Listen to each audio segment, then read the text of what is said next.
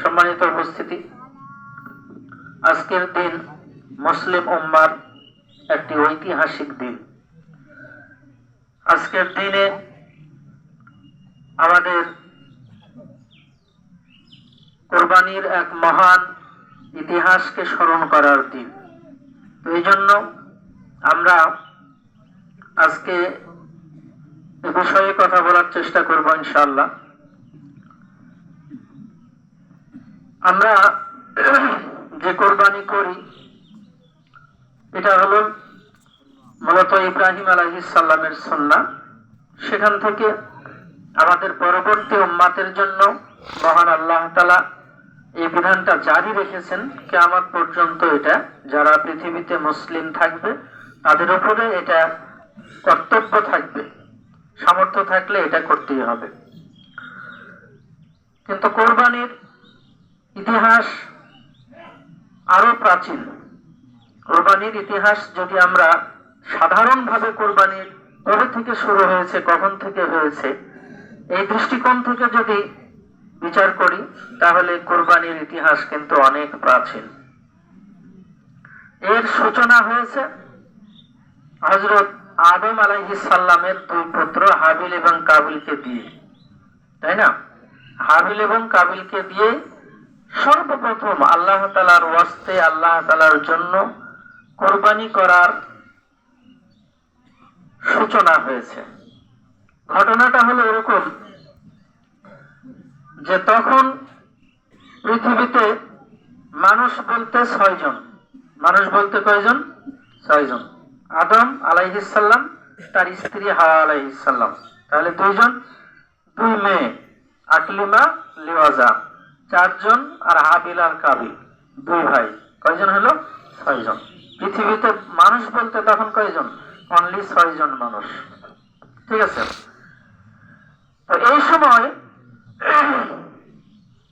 বিবাহের একটা সিস্টেম ছিল। এই সময় সন্তান প্রসব হতো জোড়ায় জোড়া। বুঝতে পারলেন? মানে একবার যদি হাওয়া আলাইহিস সালাম গর্ভবতী হয়েছেন তো তার সন্তান হতো কয়জন? 2 জন, একজন ছেলে এবং একজন মেয়ে। এভাবে শুরুর দিকে কিন্তু বাচ্চা হতো। তো প্রথম বাচ্চা মনে করেন হলো, একজন ছেলে হলো, একজন মেয়ে হলো, তারপরে আবার একজন ছেলে হলো, একজন মেয়ে হলো। তো এই সময় যেহেতু মানুষ কম, তো এই ক্ষেত্রে বিবাহের একটা নিয়ম মহান আল্লাহ তাআলার পক্ষ থেকে হলো যে প্রথমবার যে ছেলে জন্মগ্রহণ করেছে পরের বারের মেয়ে, প্রথমবারের মেয়ে দ্বিতীয়বারের ছেলে, মানে এরকম উলট পালট করে। যেহেতু মানুষ তো নাই, অল্পের মধ্যে কাজ, এই জন্য আল্লাহ তাআলা এরকম সিস্টেম করলেন। তো এই সিস্টেমে হাবিলের সাথে জন্মগ্রহণ করলো আপনার লিওয়াজা। হাবিলের সাথে জন্মগ্রহণ করলো তার বোন লিওয়াজা একসাথে, আর কাবিলের সাথে জন্মগ্রহণ করলো তার বোন আকলিমা বা ইকলিমা, 2 ভাবে নামটা এসেছে। তাহলে আকলিমা আসলো কার সাথে? কাবিলের সাথে। আর হাবিলের সাথে আসলো লিওয়াজা। তো এরা যখন যৌবনে পদার্পণ করলো, যুবক হলো, তখন তো বিবাহ শাদীর প্রয়োজন দিতে হবে। তো আল্লাহ তাআলার পক্ষ থেকে ওই সময় নিয়ম ছিল, ওই যে বললাম উলট পালট করে। তাহলে সেই হিসাবে লিওয়াজার সাথে বিয়ে হবে কাবিলের, আর আকলিমার সাথে বিয়ে হবে হাবিলের, তাই না? কিন্তু এটা যখন আদম আলাইহিস সালাম বলল, তখন কাবিলের ব্যাপারে একটু আপত্তি পেশ করলো। কাবিল এর আপত্তি পেশ করার একটা কারণ হলো যে আকলিমা ছিল একটু বেশি সুন্দরী, লিওয়াজা একটু কম সুন্দরী ছিল। লিওয়াজা একটু সুন্দরী কম ছিল, আর আকলিমা ওর চাইতে বেশি সুন্দরী ছিল। তাহলে নিয়ম অনুযায়ী কাবিলের ভাগে পড়ে যাচ্ছে যেটা কম সুন্দরী সেটা। কাবিল এখানে নারাজ, সে ওই সুন্দরীটাকে বিয়ে করতে চায়। বুঝতে পারলেন? সৃষ্টির শুরু থেকেই মেয়েদের সৌন্দর্যের প্রতি যে পুরুষের আকর্ষণ দেখেন সেটা এখানে বোঝা যাচ্ছে সৃষ্টির শুরুর দিক থেকেই, তাই না? তাহলে ওর বাবা একজন নবী, সে নিয়ম বলছে যে বাবা এটা নিয়ম না, নিয়ম অনুযায়ী তোমার বিয়ে হবে লিওয়াজার সাথে। কিন্তু কাবিল মানতে নারাজ। সে বলছে যে না, আমি আমার সাথে জন্মগ্রহণ করেছে আকলিমা, আমি আকলিমাকেই বিয়ে করব। সে মানে মেনে নিতে চাইল না। তাহলে সিদ্ধান্ত কি হবে, কি করে এটার ফয়সালা করা যায়? তখন আদম আলাইহিস সালাম তাদেরকে বললেন যে ঠিক আছে, তোমরা করো, তোমরা দুই ভাই আল্লাহ তাআলার ওয়াস্তে একটা মাঠে তোমরা তোমাদের কুরবানি পেশ করো, আল্লাহ তাআলার ওয়াস্তে কুরবানি পেশ করো। যার কুরবানি কবুল হবে সে আকলিমাকে বিয়ে করবে। তাহলে এই কথা মতো এবার কাবিল ছিল পেশায় কৃষক মানুষ, সে শস্য চাষাবাদ করত ইত্যাদি, মানে চাষাবাদ করতো এক কথায়। তো সে কি করলো, কিছু নিম্নমানের শস্য, কি শস্য দিয়েছে সেটা ক্লিয়ার না, যেটাই হোক, কিন্তু দিয়েছিল কি, ভালোটা না দিয়ে মন্দটা দিয়েছিল, কমা এই কিছু শস্য দিল। আর হাবিল পেশায় ছিল পশু লালন পালন করত, ছাগল, ভেড়া, দুম্বা ইত্যাদি, এগুলি সে লালন পালন করত। সেই হিসাবে সে একটা সুন্দর মোটা তাজা হৃষ্টপুষ্ট একটা প্রাণী কোরবানি হিসাবে প্লেস করলো। তো দুই ভাই কোরবানি প্লেস করলো, একজন কি দিল, শস্য দিল নিম্নমানের, আর একজন হাবিল দিল কি, পশু একটু ভালো উৎকৃষ্ট মানের। তো ওই সময় নিয়ম ছিল যে যার কোরবানি কবুল হবে আসমান থেকে আগুন এসে সেই কোরবানিটা পুড়ে যাবে। আসমান থেকে আগুন এসে সেটাকে কি করে দিবে, জ্বালিয়ে দিবে, পুড়িয়ে দিবে, বোঝা যাবে যে এটা কবুল হয়েছে। তো এইভাবে আসমান থেকে আগুন আসলো, এসে আপনার হাবিলের যে পশু সেটা পুড়ে শেষ করে দিল। তাহলে বোঝা গেল যে হাবিলেরটা কবুল হয়েছে, কাবিলেরটা কবুল হয়নি। তাহলে নিয়ম অনুযায়ী এবার হাবিলি বিয়ে করবে আকলিমাকে, তাই না? কিন্তু কাবিল এবারও কিন্তু সে সিদ্ধান্ত মেনে নিল না, বরং সে আগের চাইতে আরো বেশি রাগান্বিত হলো, ঈর্ষান্বিত হলো যে আমার কোরবানি কবুল না হয়ে তোরটা কোরবানি কবুল হলো। একদিকে এটা রাগ, আর একদিকে এই কোরবানি কবুল হওয়ার সাথে সাথে মামলার রায় কি হলো তার দিকে চলে গেল। এই জন্য কাবিল খুবই বেজার, এবং সে তার ভাইয়ের প্রতি কি হলো, সে তার ভাইয়ের প্রতি চড়াও হলো। সে সিদ্ধান্ত গ্রহণ করলো যে আমি কি করবো, তোকে হত্যা করব। তোর জন্য আমি আকলিমাকে বিয়ে করতে পারছি না, তাহলে তোকে আমি হত্যা করব।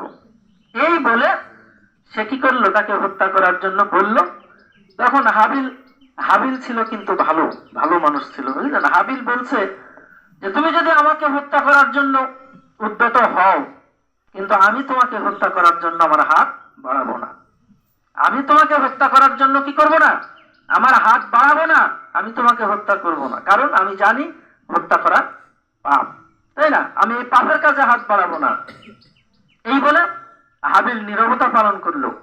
কিন্তু কাবিল সে একেবারে জিদ চেপে বসেছে মাথায়, সে মনে হয় হত্যা করেই ফেলবে, এরকম একেবারে সিদ্ধান্ত নিয়ে ফেলেছে। নিয়ে তখন হাবিলের উপরে মনে করেন আক্রমণ করেছে, আক্রমণ করে তাকে ফেলে দিয়েছে মাটিতে।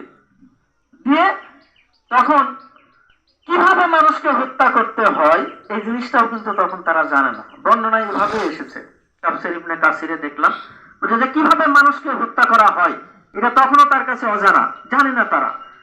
তো কাবিল কি করছে, তখন তাকে হত্যা করার জন্য তার ঘাড় মচলাচ্ছে, বুঝলেন? ঘাড় মানে মটকানোর চেষ্টা করছে, ভাঙার চেষ্টা করছে। তখন এই সময় শয়তান উপস্থিত হয়ে গেছে। শয়তান উপস্থিত হয়ে বলছে তুমি তোমার ভাইকে হত্যা করতে চাও? তো হ্যাঁ, আমি আমার ভাইকে হত্যা করতে চাই। তো বলছে এভাবে হবে না। কিভাবে হবে? তো তুমি করো, একটা পাথরের উপরে তোমার ভাইয়ের মাথা রাখো, রেখে আরেকটা পাথর দিয়ে আঘাত করো, তাহলে পরে সে কিন্তু মরে যাবে। বর্ণনা আরেকটা এসেছে, বলছে যে শয়তান নিজেই কি করলো, একটা প্রাণী ধরে নিয়ে আসলো, একটা জন্তু ধরে নিয়ে এসে তার সামনে, কাবিলের সামনে একটা পাথরের উপরে মাথাটা রেখে ওই প্রাণী আরেকটা পাথর দিয়ে তার মাথায় আঘাত করে তার মাথাটা ভেঙে চূর্ণ করে দিয়ে তাকে হত্যা করলো। এটা দেখে তখন কাবিল কি করলো, এই শয়তানের পন্থা অবলম্বন করলো। করে হাবিলের মাথা একটা পাথরের উপরে রেখে আরেকটা পাথর দিয়ে সে তার মাথায় আঘাত করে হাবিলকে হত্যা করে দিল। এবার শয়তান এখানে শিখিয়ে দিয়েছে বুদ্ধি যে এভাবে হত্যা করতে হয়। এবার কাবিল যখন হত্যা করে ফেলেছে, এবার দৌড়ে চলে গেছে হাওয়া আলাইহিস সালামের কাছে। হাওয়া আলাইহিস সালামের কাছে গিয়ে বলছে যে সর্বনাশ হয়ে গেছে, আপনার ছেলে কাবিল আপনার ছেলে হাবিলকে হত্যা করে ফেলেছে। তখন হাওয়া আলাইহিস সালাম বলছেন যে হত্যা আবার কি জিনিস? ওরা বুঝে না হত্যা কাকে বলে, হত্যা কি জিনিস। তখন শয়তান বলছে যে এরপর থেকে হাবিল আর কোনোদিন খাওয়া দাওয়া করবে না, এরপর থেকে হাবিল আর কোনোদিন নড়াচড়া করবে না, এরপর থেকে হাবিল আর কোনোদিন কিছু করতে পারবে না। তখন হাওয়া আলাইহিস সালাম বলছেন তাহলে আমার সন্তান মনে হয় নিহতই হয়েছে, মৃত্যুবরণ করেছে। এই কথা বলে তখন হাওয়া আলাইহিস সালাম কি করলো, সে মা তো ছেলে দুটা হলেও একটা ছেলেকে মেরে দিলে তার তো একটা শোক আছে, তাই না? সে কান্নায় ভেঙে পড়লো। ওই সময় আদম আলাইহিস সালাম বাড়িতে ছিলেন না, তিনি বাড়িতে এসে দেখছেন যে হাওয়া আলাইহিস সালাম এভাবে কান্নাকাটি করছে। তখন তার কারণ জিজ্ঞাসা করলো যে কি ব্যাপার, তোমরা এভাবে কাঁদছো কেন? তো হাওয়া আলাইহিস সালাম কোনো কথা বললো না। দুইবার জিজ্ঞাসা করলো কিন্তু কোনো কথা বললো না, সে শুধু কান্নাই করে যাচ্ছেন। তখন রাগ করে আদম আলাইহিস সালাম বললেন যে ঠিক আছে, তুমি আর তোমার মেয়েরা এভাবে কাঁদতেই থাকো, আমি গেলাম। ঠিক আছে। এবার এই যে কাবিল হাবিলকে হত্যা করলো, করার পরে সে এই লাশটা কি করবে এটা আর জানে না। এই লাশটা কি করতে হবে, সে ঘাড়ে করে লাশ নিয়ে ঘুরে বেড়াতে লাগলো। এটাকে কি করতে হবে সে আর বুঝতে পারছে না, কারণ পৃথিবীর সর্বপ্রথম মৃত্যু ঘটেছে হাবিলের। পৃথিবীর সর্বপ্রথম যে মানুষটার মৃত্যু হয়েছে সেটা কি হাবিলের। এর আগে তো কেউ মরেনি, তাই ওরা জানেও না এগুলো কি করতে হয়।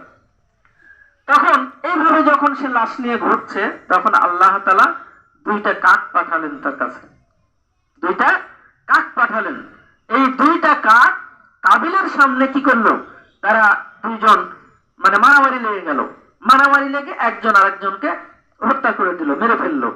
মেরে ফেলার পরে তারই চোখের সামনে ওই জীবিত কাকটা মাটি খুঁড়লো, তারা আঙ্গুল দিয়ে আঁচড় কেটে কেটে মাটি খুঁড়লো। খোঁড়ার পরে ওই মাটিতে ওই মৃত কাকটাকে ঢেকে দিল। তখন কাবিল বুঝতে পারলো যে আমাকেও কি করতে হবে, আমার এই ভাইকে দাফন করতে হবে। এই বলে সে খাদ খুঁড়ে মাটি খনন করে তার ভাই হাবিলকে ঢেকে দিল। আর সে আফসোস করতে লাগলো যে আমি এতই অধম, একটা কাকের মতো বুদ্ধিও আমার নাই, একটা কাকের মতো জ্ঞানও আমার নাই। এই বলে সে নিজেকে তিরস্কার করতে লাগলো। এই যে আমরা মানুষ মাটি দিই, তাই না, কবরস্থ করি, তাহলে এটা কবে থেকে শুরু হয়েছে? ওই সেই দিন থেকে শুরু হয়েছে যে মানুষ মারা গেলে কি করতে হবে, মানুষকে দাফন করতে হবে, সসম্মানে দাফন করতে হবে।